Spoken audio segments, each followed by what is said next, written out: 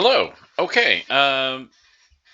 So cool. Actually, someone found my alternative alien initiative tokens video and asked if there was a way that I could show the process on how I made these tokens. So I think it's pronounced Mew without May, Mew without May.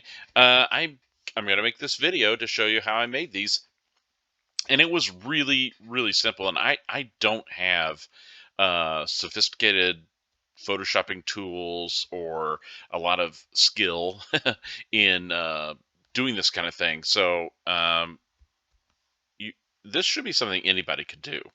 So the first thing I did is I knew I wanted to have like a star field kind of background, so it's black with a couple of star dots on it and everything, which is fine. So so I just did a Google search and found a star field that I liked, and I could zoom in and figure out, which portion of the star field I wanted to use. And I don't think this is the exact one I used for myself, but it could be any star field. Now you might be wondering, well, how do I get that image? So what I have done, and for clarity, I am working on a PC with Windows 10. Um, for screenshotting, I use a free download, an app that you put on your machine called GreenShot, and it's available at getgreenshot.org.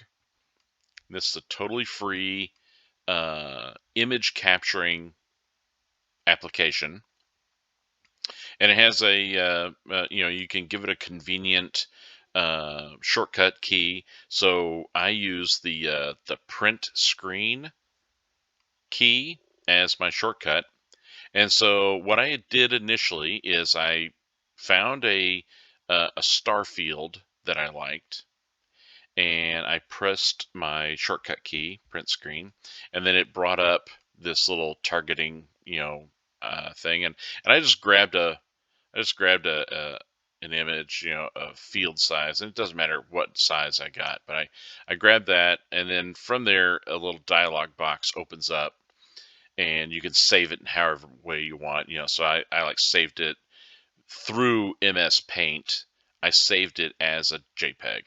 Um, so then I had this JPEG of a star field. I could then, using, again, because I've got Windows 10, I used MS Paint 3D, and I opened up that star field image, and I even blew it up a little more and found a little space that I wanted. And I used a font. I guess I should have prepared by showing that font here. I guess I'll pull up MS or Paint 3D, and so goodness, I'm gonna pull this over here. I believe this is going to work here. So Paint 3D, and with the text uh, feature in Paint 3D, you can pick a different font. And so the font that I was using, that science, that sci-fi kind of font, is, let's see if I can find it here. Whoa, scrolling too fast. Here it is, OCRA. And it just has that kind of old IBM kind of green screen font to it. And the nice thing about the this font with the numbers is it's almost like a serifed kind of font, because the ones are not just a stick, right? There's a little bit of design to the top of the one and the foot of the one. And I was also concerned when you're dealing with numbers, that the 6 and the 9 could get confused. So I made a choice when I was going to be doing the numbering, uh, you know, on the star field with that OCR font, and I was using Paint 3D to do this. I did the numbers as 2 digits. Since the number 10 is already going to be a 2 digit, I did everything as 2 digits. And by preceding all the other numbers with a 0, so 0, 1, 0, 2, and so forth, it took all the confusion out as far as whether you were pulling a 6 or a 9, because, it had the preceding 0. Because since we know the numbers only go from 1 to 10, if I pull something out and I've got it upside down, I know that it's not, 60 or 90, that it has to be 06 or 09. And even the 01 and the 10 look good with each other, because you're not going to confuse, the 01 and the 10, because of the nice uh, design that font has for the number 1. So I used that font, the OCR A font, in green, and it stood out really nice on this black star field. And so then I would have the numbers on this big JPEG that I had originally made, and I saved it, because again, I'm not very technical on how these things work. So I had one image of this giant star field that had just green numbers and also a red X. I just did the red X one time. So I had all these green numbers from 0, 1 to 10 and a red X uh, in the same font. And then I opened up that big image in good old fashioned MS Paint, because the uh, the select the rectangular select tool with the crop,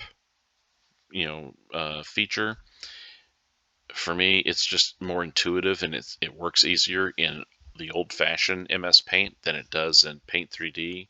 I don't know. I keep screwing it up and messing up the select and the cropping in Paint 3D. But once I had that giant image with just numbers all over it, and I just spaced them out, and they didn't have to be, certain positions or anything. Um, I was able to then, with MS Paint, just kind of cut and crop. So then I created 11 separate small files. Those 11 files were the numbers 1 through 10, and then that red X. So I had these 11 small files. And I saved them as JPEGs. Once I had those 11 separate files, I then went to this website, boardgamesmaker.com. I can go to the homepage for that. So here's the homepage for boardgamesmaker.com. And this is a really cool site where game designers can come and, produce, uh, uh, pieces, cards and boards and, all kinds of things. If you're a board game designer, right? I'm using it just to kind of enhance and bling. I've used this several times, for different board games, and now, for this role playing game, the Alien role playing game. So technically, I guess the name for those tokens are called tiles. So I came to the tiles portion of the website, and I went to just standard size game tiles. So I clicked on that, and we can see here, I wanted to make them 1-inch diameter circles. So here we have this custom circle games tile, 1-inch, which they consider a micro size. So clicked on that, and then it just kind of gives you a quick, hey, here's what the setup charge is, which is none. And this is what the price is per unit. So if you're going to get just one sheet, it's, of tiles, which it looks like the 1-inch tile is going to hold 1, 2, 3, 4, 5, 6 by 1, 2, 3, 6. So 36. So there'll be 36 tiles or 36 tokens on a single sheet. Well, that sheet all by itself will be just $6. That's not a bad price. And then you just simply go into start your design. Oh, you can, figure out your finishes and stuff, gloss laminated, whatever. I mean, you know, you pick whatever you like, right? So you hit start your design. I thought this was going to start up for me. There it goes. There we go. So you start your design, and it's telling you, it's going to have 36 images. And then here on step 2, it's choose what you want to put on the tile fronts, right? And I know that I was going to have different images. And now here, it's very all or nothing. So same on all fronts or different on all fronts. So basically, if you choose the different on all fronts, you have to select what all 36 images are going to be. And what I did is I ran um, 3 full sets of the numbers, and then I had just 6 extras uh, that I forgot. I did, I used them, but I think I used them for a different game. I think I printed different images just to kind of fill those 6 spaces. But out of 36, I was definitely going to get 6 or 6. I was going to get 3 full sets of the numbers 1 through 10. And that's what I did, so I would click the different images thing. And so then you get this little worksheet here. And here it says drag image or drop here, drag and drop your image. And so I had a separate window open that had the numbers, the numbered images, the JPEGs that I had created that were 1 through 10. And, when I did the cropping on those, they were square croppings, which is fine. Um, and I tried to keep them as uniform as possible. And I tried to make sure that when I did the cropping, that the image that I wanted, which is obviously the number in that star field, I tried to make it as central to that cropped image that I did in MS Paint, because when I grab the image and I drop it into this tool, this Board Game Maker's tool, it will automatically center the image. And because the outer edges don't matter to me, it's just that star field, as long as when I cropped the images from MS Paint and I made them all basically the same size and scale with the numbers centrally focused as best as I could, when I would drag and drop them into this tool here, boom, the number with that little black star field with a few white star dots, it would be perfectly centered and just displayed right there. And so in order to have all these different numbers shown, I had to choose that different on each face, and I had to manually come in here and go, here's a 1, here's a 2, I would number out from 1 to 10, and then I'd do it again, 1 to 10 numbers again, and then I'd do it again, and then I had 6 others that I just kind of put in here. So when you get done with doing that, and so I'm not going to be actually showing everything here, so I'll bail out of this. But you go on to the next step, and then it says, what do you want for the backs? Oh, they do have a thing in here for text, so you could drop additional text on. I did not do that. I didn't need it. It already had the number images that I wanted. And I wasn't sure how the text feature from Games Maker would look on these tokens, so I didn't want to use that. I just used the image that I created that had that sci-fi font.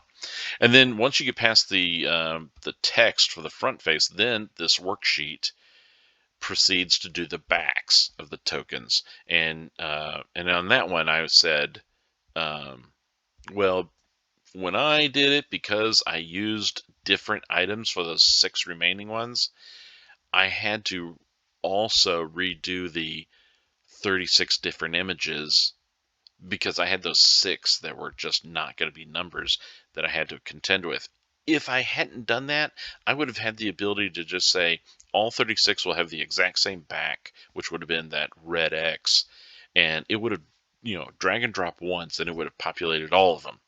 But because I had to be weird, I had to do the different images again. So for me, I came in here and dropped that red X in one at a time. X, X, X, X. I did that for 30 of them.